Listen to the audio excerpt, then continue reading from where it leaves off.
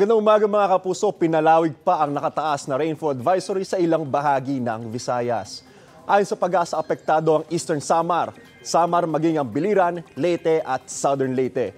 May nakataas na ring rainfall advisory sa ilang panig ng Cebu. Tatagal ang nasabing babala hanggang alas 8 ng umaga.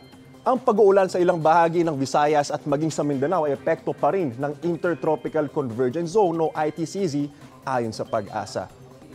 Ako po si Anzo Pertiera at yan ang latest mula sa GMA Integrated News Weather Center. Maaasahan, ano man ang panahon.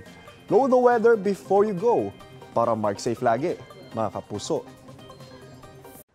Mga kapuso, know the weather before you go at mag-subscribe na sa GMA Integrated News sa YouTube. Para sa mga kapuso natin sa abroad, bisitahin ang GMA Pinoy TV at www.gmanews.tv.